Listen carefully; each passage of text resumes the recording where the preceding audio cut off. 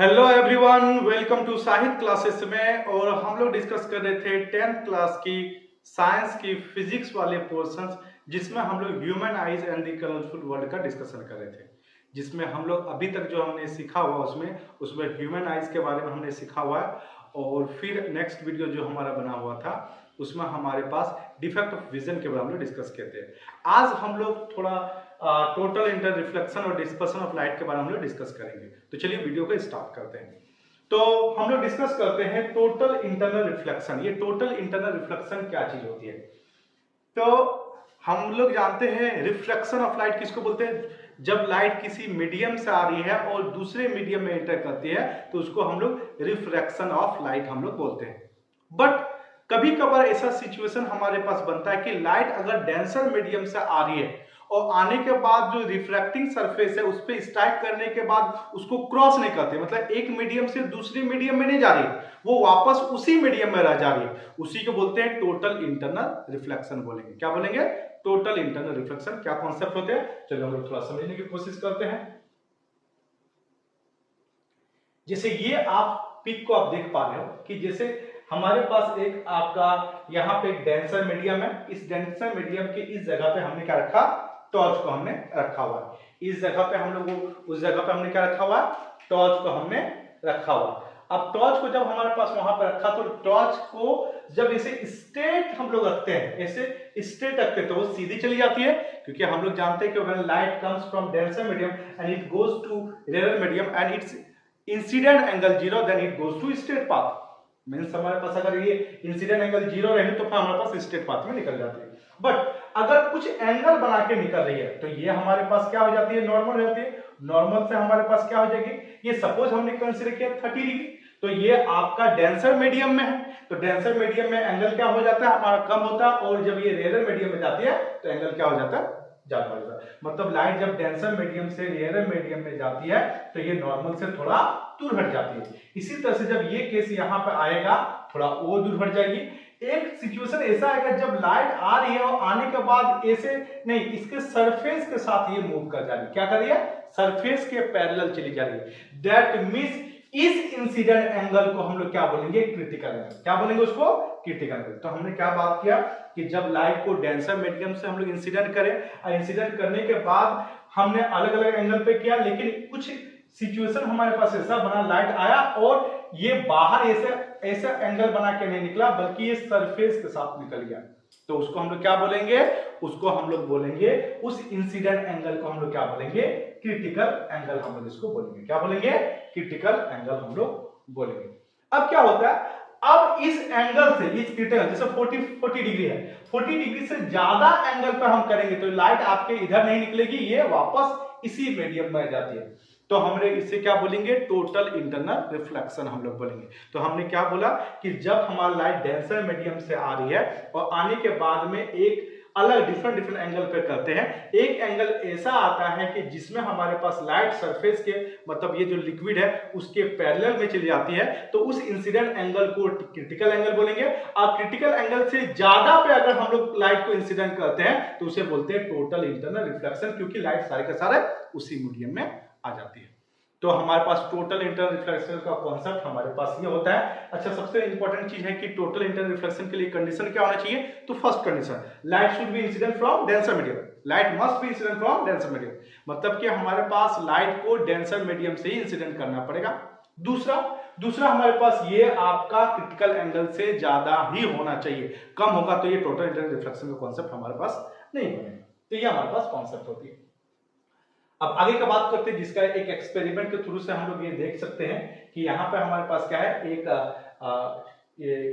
Apparatus के help से लेते हैं, मतलब कि कोई स्टैंड लेते हैं, उसके हेल्प से हमने एक लेजर लाइट को रखा हुआ और इसको हमने एक लिक्विड भरे हुए, पानी भरे हुए, इस पे जब हमने किए तो लाइट दिख रही, इस तरह का केस हमारे पास बनता है। ये टोटल इंटरनल रिफ्लेक्शन का केस हमारे पास बनता है। अलग अलग एंगल पे आप ये करके ये सारी चीज आप देख सकते हो।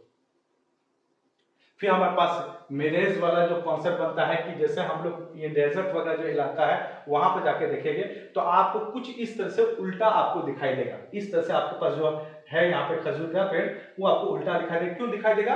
क्योंकि जैसे आपके पास लाइट यहाँ पर आ रही है, ये आपके पास देखिए डेंसर मीडियम हो जाता है, और डेंसर मीडियम हो जाने की वजह से हमारे पास क्या हो जाता है कि ये लाइट आपका ये इस तरीके से आपका केस हमारे पास बन जाता है। हम किसी ऑब्जेक्ट को तब देख पाते हैं जब लाइट उससे स्ट्राइक करने के बाद हमारी आंख में आती है, तो लाइट आया, ये डेंसर मीडियम होने की वजह से आपके पास ऐसा चला गया, और इसको ऐसा फील होता है कि यहाँ पे आपके पास है, तो ये खजूर का पेड़ क्या दिखाई देगा?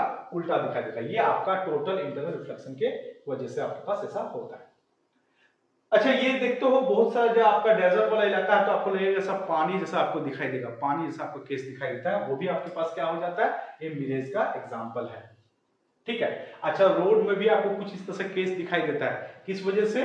ये आपका टोटल इंटरनल रिफ्लेक्शन की वजह से ऐसा दिखाई देता है। फिर हम लोग आगे आ जाते हैं डिस्पर्सन ऑफ लाइट। मतलब लाइट को जब हम व्हाइट लाइट को जब हम किसी प्रिज्म से पास करते हैं तो वो आपका सारे कलर में डिवाइड हो जाती है। मतलब कि इसके जो 7 कलर होते हैं वो 7 कलर में डिवाइड हो जाती है, जिसमें से आप इस तरह का एक पैटर्न बनता है जिसको हम लोग बोलते हैं विबग्यो। मतलब वी मतलब वायलेट, आई का मतलब इंडिगो, बी का मतलब ब्लू, जी का मतलब ग्रीन, वाई का मतलब येलो, ओ का मतलब ऑरेंज और आर का मतलब रेड होता है। तो सबसे ज्यादा बैंड कौन करेगी? वायलेट करेगी, और सबसे कम बैंड कौन करेगी? रेड करेगी। तो जिसका जो ज्यादा बैंड करती है, क्या करती है? बैंड करती है। जो ज्यादा बैंड करती है वो उसका वेवलेंथ उतना ही कम, वेवलेंथ क्या होता है? वेवलेंथ क्या हो जाती है? कम हो जाती है। वेवलेंथ का मतलब जैसे हमारे पास एक कोई इस तरह से वेव जा रही है, तो ये जो एक साइकिल को जो कंप्लीट करती है, तो ये वाला जो पार्ट हमारे पास हो जाती है, इसी को हम लोग क्या बोलते हैं? वेवलेंथ बोलते हैं। एक साइकिल को कंप्लीट करने में जो डिस्टेंस लगती है, जो डिस्टेंस है, उसे हम लोग क्या बोलेंगे? वेवलेंथ बोलेंगे। तो सबसे ज्यादा वेवलेंथ किसका है? रेड का, और सबसे कम वेवलेंथ क्या है? वायलेट का। तो जब वेवलेंथ बहुत ज्यादा होगा तो ज्यादा डिस्टेंस ट्रैवल करेगा, इसीलिए रेड लाइट को हम लोग डेंजर का सिंबल में रखते हैं, क्योंकि दूर से ही आपको दिखाई देता है, क्योंकि बहुत ज्यादा डिस्टेंस ट्रैवल करती है। ठीक है। तो ये हमारे पास क्या हो गया? Dispersion of light. जब आप व्हाइट लाइट को एक प्रिज्म से पास करते हो तो वो क्या हो जाती है आपके पास? वो आपके पास हो जाती है 7 कलर में डिवाइड हो जाती है। इसी को बोलते हैं डिस्पर्सन ऑफ लाइट, जिसको हम स्पेक्ट्रम ऑफ लाइट भी हम लोग बोल सकते हैं। और जो सबसे ज्यादा बैंड करेगी, यानी कि उसका स्पीड कम हो गया, और जो सबसे कम बैंड करेगी उसका स्पीड सबसे ज्यादा हो गया। ठीक है। अच्छा, रिकॉम्बिनेशन ऑफ व्हाइट लाइट, ये बोर्ड के पर्पस में बहुत इंपॉर्टेंट है कि जैसा हमारे पास क्या हुआ कि इधर से व्हाइट लाइट आई और इसको 7 कलर में डिवाइड कर दिया। अब ये जब यहाँ पे जाएगा तो एक उल्टा करके हमने प्रिज्म को रखा, उसको वापस उसी जगह पे हमने रख दिया, तो देखते हैं वो सारे कंबाइन करके ये एक ही पाथ में चल जाएगा। मतलब कि व्हाइट लाइट आया, ये 7 कलर डिवाइड हुआ, फिर 7 कलर को वापस इसमें कन्वर्ट कर दिया, और ये क्या हो गया? आपका व्हाइट लाइट बन गया। तो इसको रिकॉम्बिनेशन ऑफ व्हाइट लाइट हम लोग बोलेंगे। किसके? प्रिज्म के हेल्प से हम ये काम कर सकते हैं। ठीक है।